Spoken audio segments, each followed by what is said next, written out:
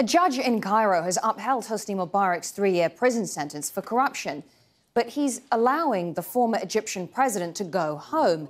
That's because he's already served time in detention and in a military hospital. Well, the judge also reduced the sentences of the former president's 2 sons. They've now been given 3 years instead of 4. The judge is also allowing them to go free, since they too have already served the full term in detention.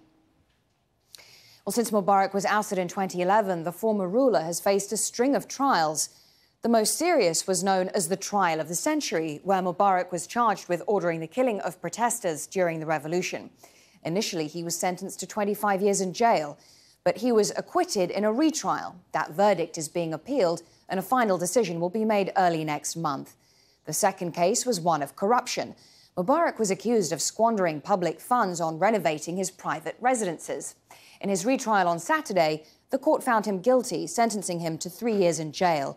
But he's already served that time, so he can walk free.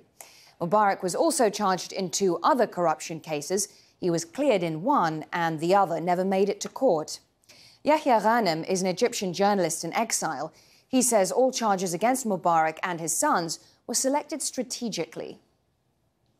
Anybody could see clearly that the charges have been carefully picked, and also that seeds of acquittals were planted, indictments. Of course, it was not surprising that they were all convicted at the first stage of the trial. And I believe that the objective of such convictions were to appease the rising feelings of the revolutionaries and the public.